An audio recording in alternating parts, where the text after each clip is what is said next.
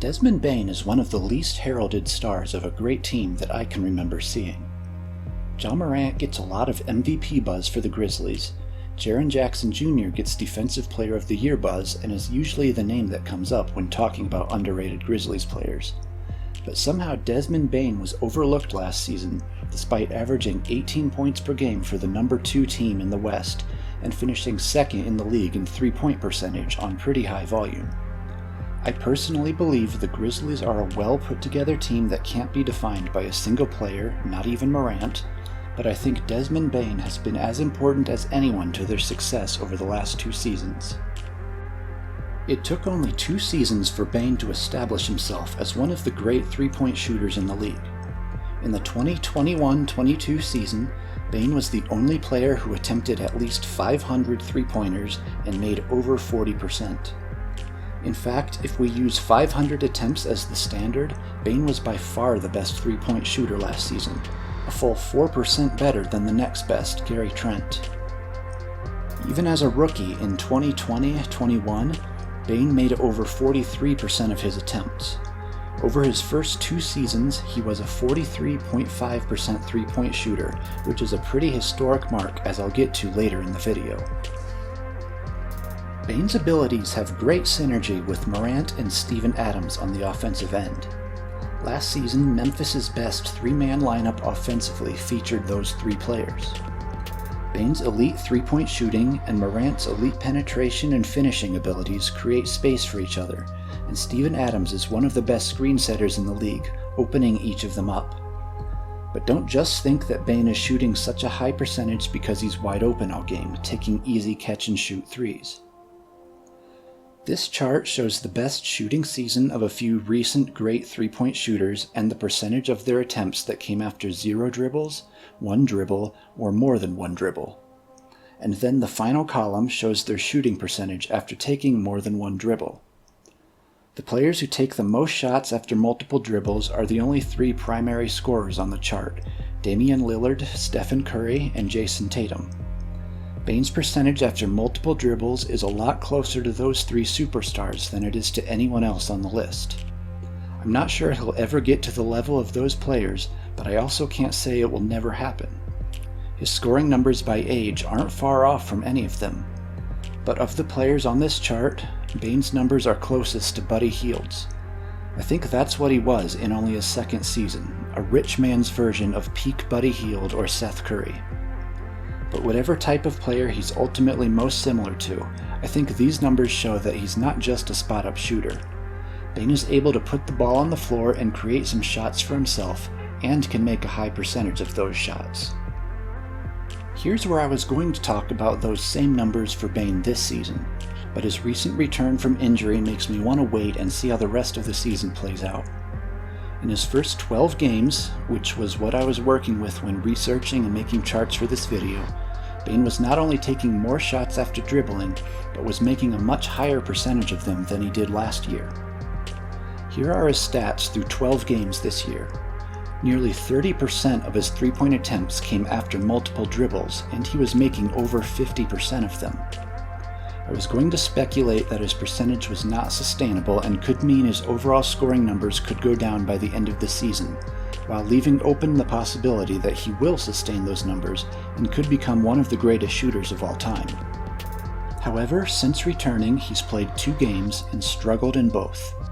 I think at this point it's better to wait and see how he's playing after he's gotten fully up to speed following his injury before making any sort of predictions about what this season means. Bane's not just a three-point shooter. His game has evolved in other ways. As opponents have learned they need to pressure him on the perimeter, Bane has grown more comfortable stepping inside to pull up for mid-range jumpers, find an open teammate,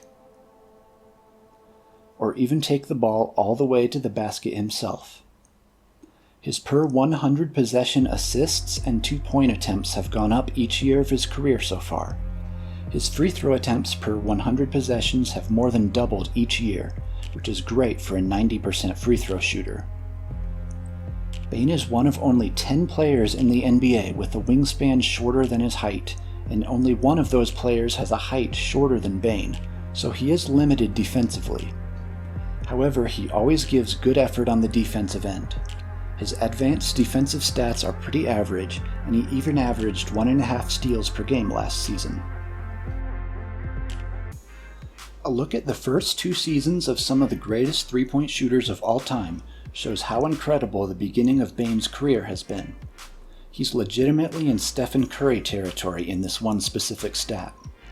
Remember that Curry wasn't the Warriors' first option and didn't average more than 20 points per game until his 4th season, so it's not like Bane is putting up these numbers shooting wide-open jumpers while Curry was being heavily guarded at the start of his career.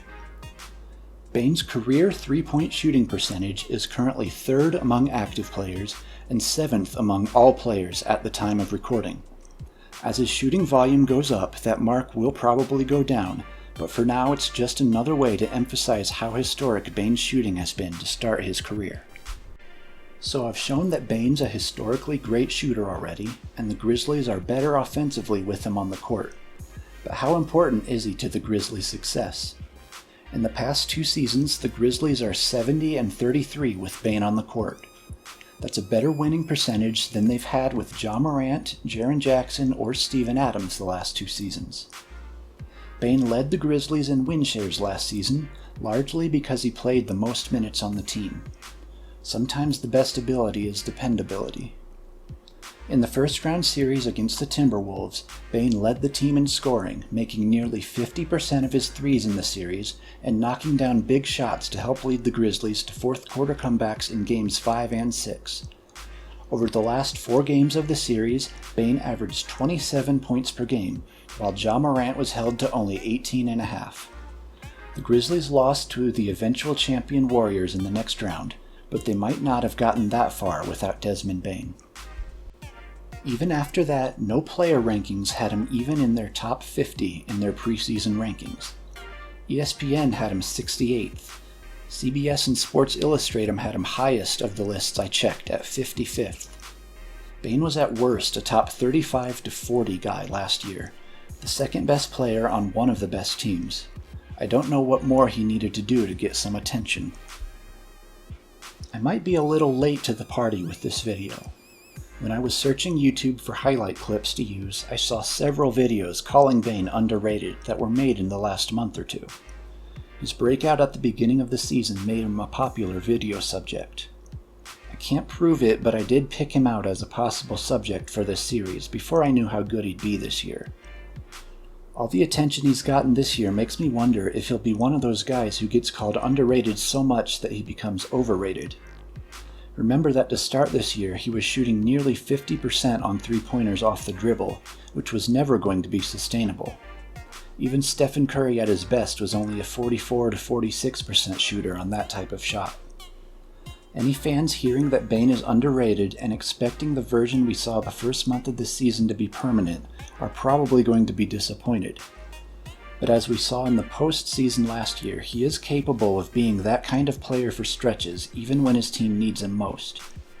Even if he never becomes an all-star, he's the type of role player every great team needs, someone the Grizzlies need to be healthy if they want to make a run to the finals. If you don't believe that, you're underrating Desmond Bane. Thank you for checking out my video. If you enjoyed it, I have more like it on my channel, and I'm releasing new ones every other week. The next video I release, I think, will be about a team rather than an individual player, so look for that in January and subscribe to see it when it comes out. And of course, likes and comments are always appreciated. Thank you, and I'll see you again in the next one.